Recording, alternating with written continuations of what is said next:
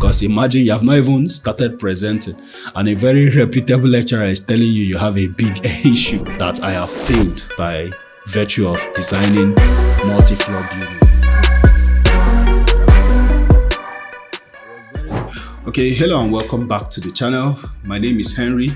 For people that are new to the channel, this is kind of an unconventional video from what I normally do. So I want to be talking about my master's thesis presentation, how it went, and basically explaining what I wanted to do and the results. Okay, so first off, I'm going to start off by stating what the topic is. So I chose to design a low-cost housing estate with a study on passive security design principles in a residential environment. So how you can reduce crime via the design itself, or via design principles inculcated in the design itself. So that was basically my research topic in the estate design. So if you ask me the reason why I chose this topic, it's basically simple.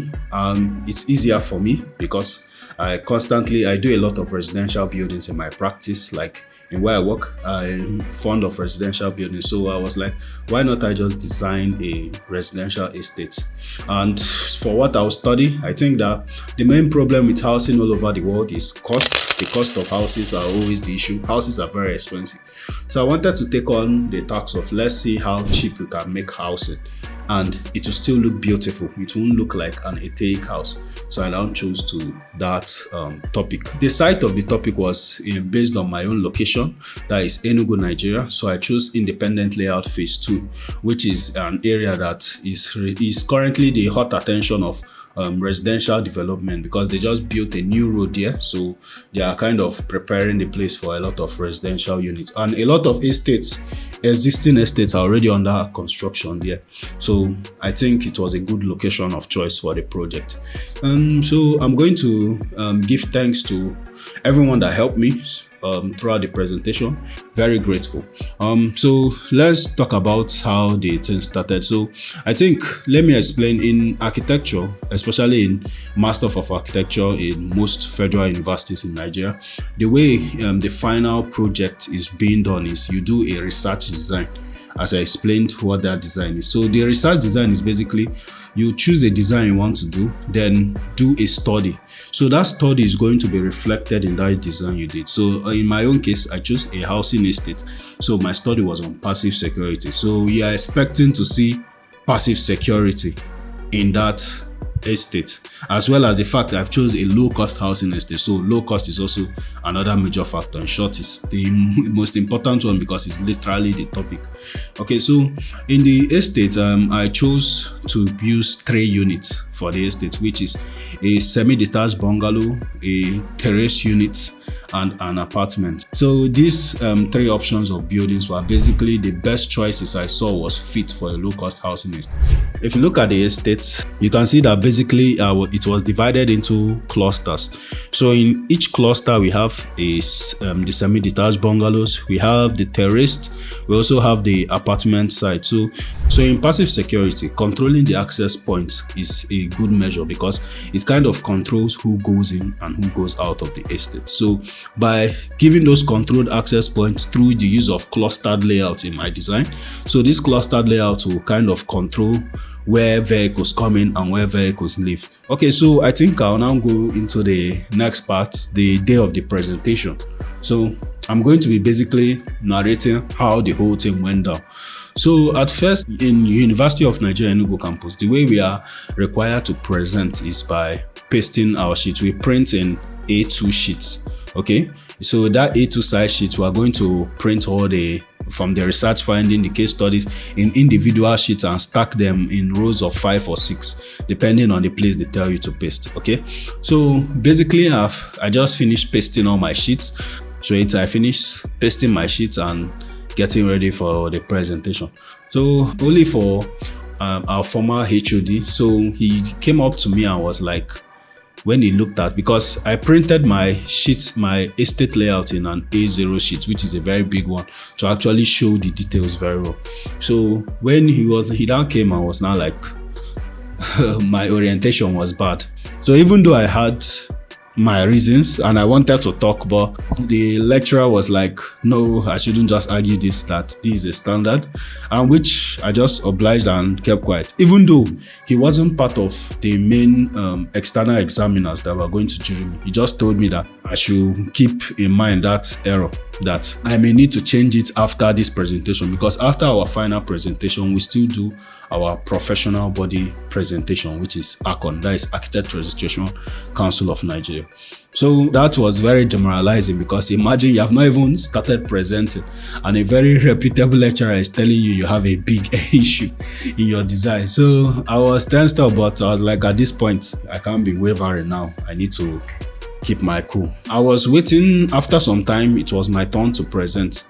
Coming to the external examiner that came to invigilate the jury, basically jury the work. That is like we are defending and we refer to the people examining the work as jurors, so they are jurying the work.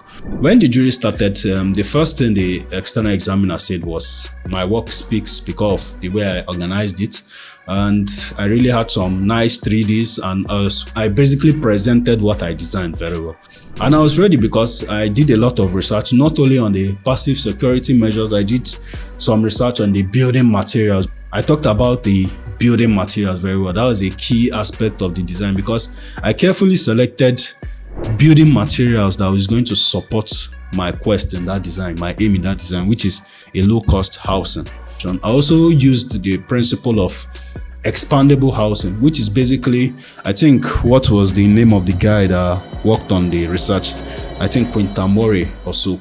So the guy, what he basically, his idea was, instead of building a house complete, why not build it in a way that it's not so complete, but it can be used, but as the occupants get richer or get better in life, they can expand the building. So I applied that same principle in my design.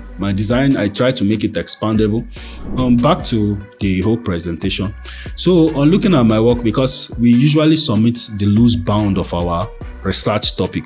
So the examiner was looking at my research topic, the whole paperwork of the research itself I did, and he has already prepared what he had in mind because he read through it.